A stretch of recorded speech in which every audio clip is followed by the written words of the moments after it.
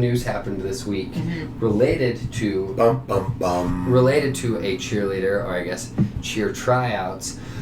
The more importantly than just the headline of it being a cheerleader and involving a cheerleader, the ramifications for public school coaches of any sport, but more so cheerleaders, is now kind of upended and in a crazy way. So the Supreme Court this week decided that a student's free speech is protected online outside of school hours if the classroom is not disrupted. So how this came about, 3 or so years ago, a girl... Wait. Can you say that again? Yeah, so the Supreme Court decided that a school cannot, a public school cannot restrict... The Supreme Court of the United States of America. The highest court in the land. Okay. Decided that a public school student's free speech online outside of school hours cannot be inhibited. Like, it's their free speech. Yes. It's their right, as long as it doesn't disrupt the classroom. And so it was defended. So what that decision broadly about public schools and students comes back to the original case where 3 years ago, a girl who was going into her junior year of high school in Pennsylvania, she made the JV team. And she did not like that result.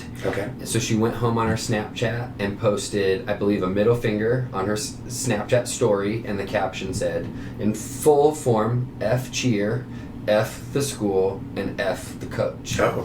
She's really angry. Yeah, she's very angry. And school policy related to social media, related to school stuff, was that, you could get in trouble for such things. Cheer policy, she was still on the team. She was a cheerleader. Yeah, so she was a cheerleader. She made JV. Got it, yeah. So she didn't decline the position, so she's on the team, and she still posted that. So it gets screenshotted. She eventually takes it down because she realizes, I'm probably going to get in trouble. She does get in trouble. She gets dismissed from the team. I believe she got suspended for a certain time period. Her and her parents are not happy about this, so they go to the school and they complain, and they're like, nuh-uh, this isn't allowed. Like, you can't be, punishing her for this. And the school's like, here's our contract about behavior, and here's the team contract where she's representing. And the parents were like, no. So they went to the district back to the school, and the coach is up, and they said, yeah, the policy's there. So the parents and the daughter said, we're suing you. So went to local court. That judge agreed. And they said, yeah, and so they appealed that. The next level up, that agreed with the school and the district. Got it. The next level up didn't agree with him and said, that might be a little too much, full booting, suspended from school. So how about, so they gave a plan of, she's off the team for a year. She can't be on the team. Essentially suspended from cheer for a year, and then she can try out the next year. And then, so that was the agreement, but the parents and her did not agree with that. They weren't happy still. Yeah, so they went forth and did that. She didn't cheer her junior year. She tried out again for her senior year, made varsity, continued on. Like, she's like 20 now. Got it. But ACLU picked up her case at that point, and we're like, no, we're going to fight for your free speech to be able to write whatever you want on your social media. Me, as someone who does value my rights of free speech and my rights in general, I definitely understand that and lean towards that, but as a coach and as a parent, free speech doesn't come without consequences. Like 100%. So ACLU gets involved. Let me go back to the story. ACLU gets involved. They take it, appeal. It goes to Pennsylvania Supreme Court. It goes to the Supreme Court. So the whole thing of online after hours is new. So that was why they took the case on, because it had to kind of set some sort of semblance. And a lot of schools and administrators for years have been looking for some sort of legal precedent to say, we can punish, we can't punish, because, the kids are doing it outside of school. Why should a principal be able to be like, you were acting inappropriate? Well, great, that's my parents' responsibility, not yours. 100%. So I see essentially this upends any team contract. So if you have a team social media contract that says you can't talk bad about the program, you can't be posting inappropriate things representing the team poorly, the coaches can't do anything about it anymore. Wow. Unless Is that what does it say that? So unless it fully disrupts the classroom. Okay. But being that athletics doesn't touch the classroom, right. It's pretty much not. I'm all for free speech. I'm all for expressing yourself. Absolutely. But you made a choice to represent me. Yeah. Yes. And this is the difference. And athletics is a privilege. Yes, you didn't choose to go to this high school. You have to go to school. You have to, like you just can't go through life without an education, right? Yes. You can go through life without being a part of an organization. Right. You can go through life without being on a team. You can go. Yes, you don't have to do these things. That's a choice. Mm-hmm. So now, if you're choosing to be a part of this, there should be some boundaries or some guidelines. Totally agree. Because if not, like, you can do whatever you want. Right. Yeah. So that's why they're also children. Yeah. So at some point we have to have some type of boundaries. Isn't that wild though? Yeah, so it's We're like in a bit it's of a pickle. so crazy because it's like that's the Supreme Supreme Court. My take on it is like I'm like we all have free speech, but we all don't have free speech without consequences. Yes. And in my opinion, the school did not put that girl in jail. No. They did not limit her freedoms No. as a person, as an American. They only limited like you said, the choices she could make, the things she could do. And the frustrating part of this is like you have consequences. It's like our opinions don't matter because the Supreme Court decided this and it's not going anywhere. But it's like, we can still talk about it because it's bizarro. Like you said, like, is this real? Like, I think it should be talked about though, because it should be. As people who are coaches, and we don't just care about these kids for the one season that they're in. We care about these kids for the long term. Justice Breyer said, "It might be tempting to dismiss the student's words as unworthy of the robust First Amendment protections, but sometimes it's necessary to protect the superfluous in order to preserve the necessary." So, more simply put, students do not shed their constitutional rights to freedom of speech or expression even at the schoolhouse gate. But we also have made clear that courts must apply the First Amendment in light of the special characteristics of the school environment, i.e. online, sports teams, things like that. So it's really an interesting situation for all of us.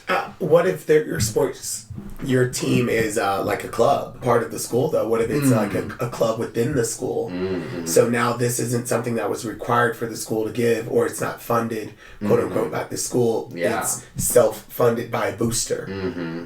So I think it'd probably come down to maybe you could do the club side policy, but you think the school couldn't do anything about it type of thing. I think a lot of like school district legal teams have a fun summer ahead for themselves for like what they're going to give their admin, just trickle down to like teachers and coaches of what is allowed, what's not allowed, how far can you go with team policies, things like that. So. I'm even thinking about just like SGA and other organizations. Like, how are you going to be the class president, but yet you're posting inappropriate things on your social media about the school, or thinking about Key Club, or thinking about the National Honor Society? Like, all of that is still a part of the school system. Mm-hmm. And it's part of their future, so it's like, where's the help for these kids? Like, that's my issue, is like these kids are being let down. Like, it's just a bummer.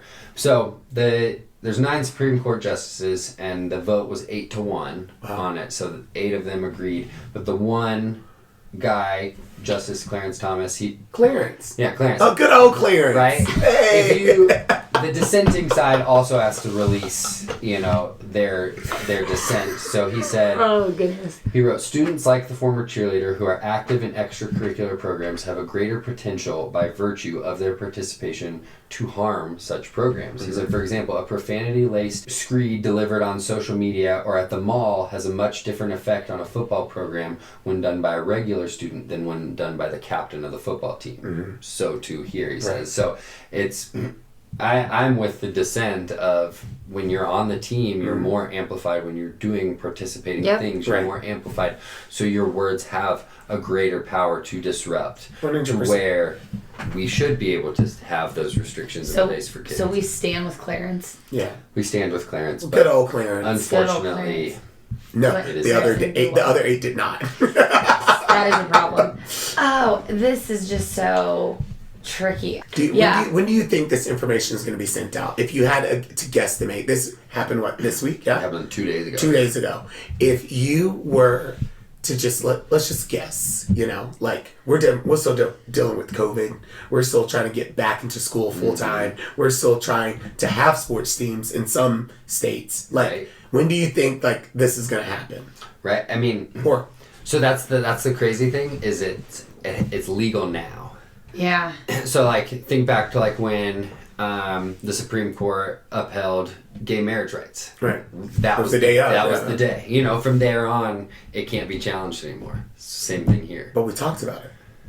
What do you mean? But like everyone knew. That's what I'm saying. Yeah, like there was everyone knew about it. Like this is like a that's obviously much bigger. Yeah, like this is. But this is it? It is bigger. But we're talking about more people were invested in that. We're talking about the future of millions of lives. Yes. Just like so, I'm not gonna. This is huge. It really is. This is major. That's why I tweeted it because I was like, not many people are, and 2 days later, not many people interacted with the tweet because I think anytime you see Supreme Court and First Amendment, I think everybody kind of is like, I want to stay away from it. I don't understand it fully. Well, I told him on our drive home from camp today, I said, I don't know that I really want to talk about it on the podcast because now all of our kids that listen are going to be like, oh, so we can do whatever we want on social media. No, you can't. And I'm like, there just has to be such an education piece to this of like, you have to value you. Right. And your appearance. Yes. Your in your platform of whatever you decide to put yourself out on. So, like, I mean, it's wrong. I know we voted y'all into office, and I appreciate you. And I think you have done some wonderful work, but you got it wrong this time, okay? Can we get a revote? Can we get a revote, right? So do you think that this is... You ready for this? Who live is us? Who lit is this? Who real is us? We too legit. We are M-A-R-K-Z.